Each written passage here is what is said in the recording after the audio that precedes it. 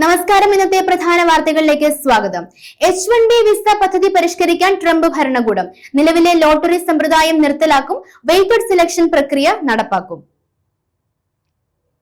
Operation നുങ്ഖോർ ദുൽഖറിനെ ചോദ്യം ചെയ്യാൻ customs.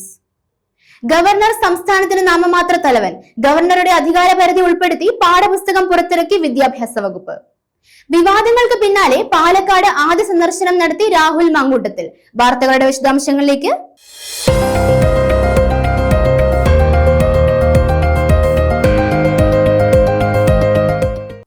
H1B visa പദ്ധതിയിൽ പരിഷ്കരണം ആലോചിക്കുന്നതായി ട്രംപ് ഭരണകൂടം.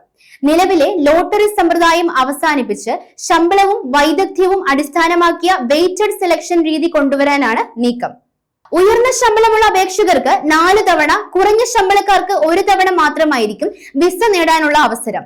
അമേരിക്കൻ സർവകലാശാലകളിൽ പഠിക്കുന്ന വിദേശ വിദ്യാർത്ഥികൾക്കും ഇതിലൂടെ ഗുണമുണ്ടാകുമെന്ന് വിലയിരുത്തുന്നു.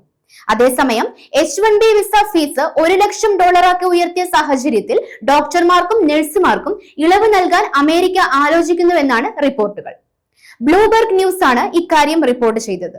ആരോഗ്യ രംഗത്തെ ഗുരുതര പ്രതിസന്ധിയും രാജ്യ താൽപര്യവും കണക്കിലെടുത്താണ് ഈ പരിശോധന. ഭൂട്ടാൻ വഴിയുള്ള വാഹനക്കടത്ത് കേസിൽ അന്വേഷണം ശക്തമാക്കി കസ്റ്റംസ്.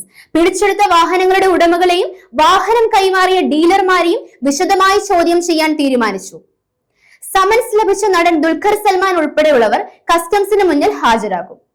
നടൻ അമിത് ചക്കാലക്കലിനോട് പ്രാഥമികമായി ചോദ്യം ചെയ്തിട്ടുണ്ടെങ്കിലും കൂടുതൽ വിശദാംശമായ ചോദ്യം ചെയ്യലിന് അദ്ദേഹത്തെയും വിളിക്കാനാണ് തീരുമാനം.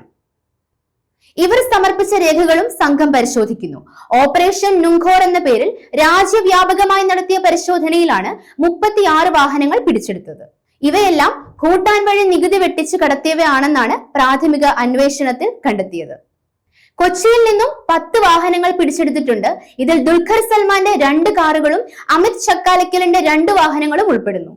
ദുൽഖറിന്റെ മറ്റു 4 വാഹനങ്ങളുടെ രേഖകളും അമിതിന്റെ 3 വാഹനങ്ങളുടെ രേഖകളും ഹാജരാക്കാൻ നോട്ടീസ് നൽകിയിട്ടുണ്ട്. സർക്കാർ ഗവർണർ സംഘർഷം തുടരുന്ന പശ്ചാത്തലത്തിൽ ഗവർണറുടെ അധികാര പരിധിയെക്കുറിച്ചുള്ള വിശദാംശങ്ങൾ ഉൾപ്പെടുത്തി സംസ്ഥാന വിദ്യാഭ്യാസ വകുപ്പ് പുതിയ പാഠപുസ്തകം പുറത്തിറക്കി. 10ാം ക്ലാസ് സാമൂഹ്യശാസ്ത്രം 2ാം ഭാഗത്തിലെ ജനാധിപത്യം ഒരു ഇന്ത്യൻ അനുഭവം എന്ന പാഠഭാഗത്തിലാണ് ഗവർണറുടെ സ്ഥാനവും ചുമതലകളും വ്യക്തമാക്കി വിശദീകരിച്ചിരിക്കുന്നത്. ഭരണഘടന വ്യക്തമാക്കുന്നത് പോലെ ഗവർണർ സംസ്ഥാനത്തിന് നാമമാത്ര തലവനാണ്. യഥാർത്ഥ ഭരണാധികാരം മുഖ്യമന്ത്രിയുടെ നേതൃത്വത്തിലുള്ള മന്ത്രിസഭയ്ക്കാണ്. ഗവർണർ മന്ത്രിസഭയുടെ ഉപദേശപ്രകാരം മാത്രമേ അധികാരങ്ങൾ നിർവഹിക്കാവൂ എന്നും അവർ തിരഞ്ഞെടുക്കപ്പെട്ട സ്ഥാനമല്ലെന്നുമാണ് പാഠഭാഗം വ്യക്തമാക്കുന്നത്.